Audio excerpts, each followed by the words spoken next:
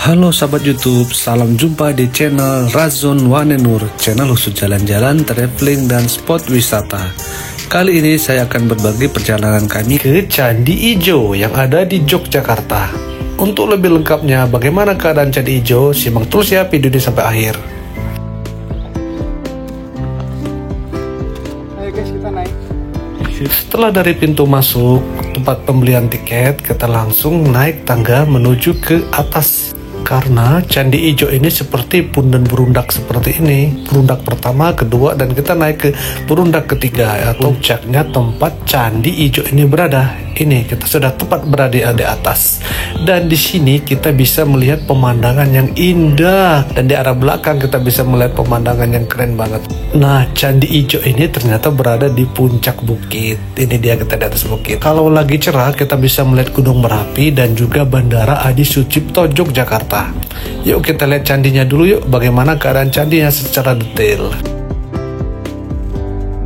Candi Ijo ini terletak di Duku Groyakan, Desa Sambirjo, Kecamatan Prambanan, Kabupaten Sleman, Yogyakarta. Candi ini berada di lereng barat sebuah bukit yang masih merupakan bagian dari perbukitan Batur Agung, kira-kira sekitar 4 km arah tenggara dari Candi Ratu Boko. Bagian bawah lereng tersebut terdapat wisata yang sudah terkenal yang disebut dengan Tebing Breksi Jogja, yang merupakan bekas pertambangan batu alam yang dibuat sedemikian rupa sehingga menjadi salah satu tempat wisata terkenal di Yogyakarta. Setelah dari Tebing Breksi itu, sebaiknya kita langsung naik ke atas lagi sehingga bertemu dengan Candi Ijo ini. Candi Ijo ini berada pada lereng dengan ketinggian rata-rata 425 meter di atas permukaan laut. Lalu kenapa ya candi ini disebut dengan Candi Ijo? Ternyata karena Candi Ijo ini berada di atas bukit yang disebut dengan Gumuk Ijo, komplek percandian yang membuka ke arah barat dengan panorama pemandangan indah dengan bentang alam yang begitu mempesona.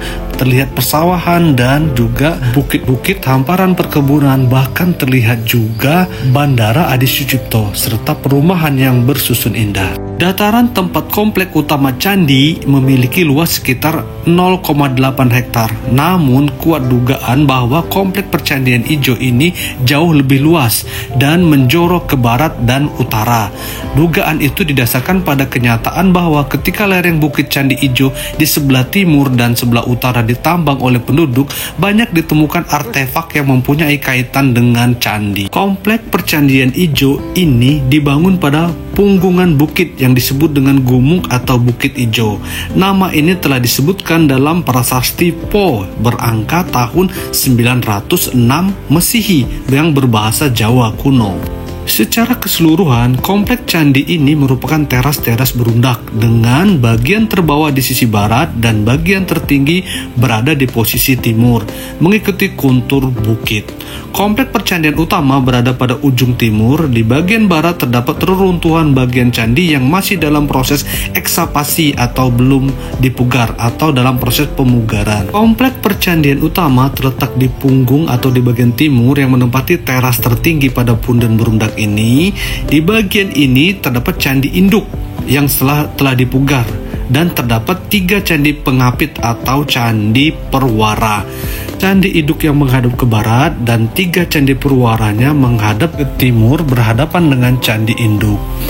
Mirip seperti Candi Sambisari dan Candi Kedulan yang memiliki 3 candi perwara berhadapan dengan candi induknya. Bangunan Candi Induk berdiri di atas kaki candi yang berdena dasar persegi 4. Pintu masuk ke ruang dalam tubuh candi terletak di pertengahan dinding sisi barat, diapit 2 buah jendela palsu, yakni relung gawang jendela tetapi tidak tembus berlobang pada ruangan di dalam.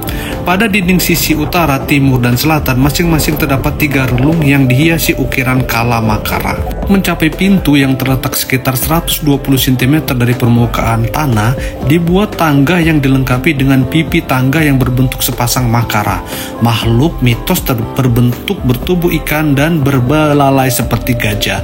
Kepala makara menjulur ke bawah dengan mulut menganga. Dalam tubuh candi induk terdapat sebuah ruangan. Tepat di tengah ruangan ini terdapat lingga dan yoni yang disanggah oleh figur ular sendok. Makhluk yang berasal dari mitos Hindu ini melambangkan penyangga bumi. Penyatuan lingga dan yoni menyangkan kesatuan antara Siwa dan Parwati saktinya. Seperti yang saya sebutkan di awal bahwa di depan candi induk terdapat 3 candi purwara atau candi pendamping, yang mana di dalam masing-masing candi purwara ini terdapat seperti di video ini terlihat ya, seperti ada kolam kecil seperti ini. Saya tidak tahu apa namanya. Dan untuk yang tengah kita lihat, kita bergeser ke candi yang di depan tengah ini lagi ada yang duduk.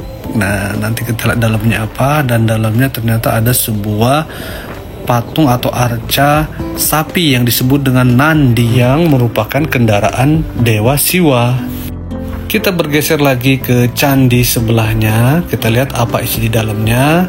Nah, ini ada kucing lagi santai dan dipoto oleh temanku ini. Nah, kita bergeser, dilihat di dalam candi ini, candi pendamping atau candi purwara. Di dalamnya terdapat sama seperti candi induk, yaitu lingga dan yoni. Ini ada yoninya, lingganya nggak ada. Setelah cukup puas kita di candi induk atau di pundak paling atas, kita turun ke bawah di bagian baratnya, dan di sini terlihat candi purwara yang lagi dipugar. Baru satu yang sudah jadi dipugar, dan sedangkan yang lain masih proses pemugaran. Dan diceritakan bahwa di sini sekitar 17 candi ya. Jadi banyak sekali candi purwara yang ternyata belum dipugar dan masih tersisa batu-batu seperti ini. Semoga kedepannya bisa cepat dipugar dan jadi seperti waktu zaman dulu, candi-candi purwara yang berjejer dan bagus di punden berundak di Candi Ijo ini. Oke, demikianlah cerita saya tentang perjalanan kami di Candi Ijo. Ketemu lagi di next konten. Bye, terima kasih.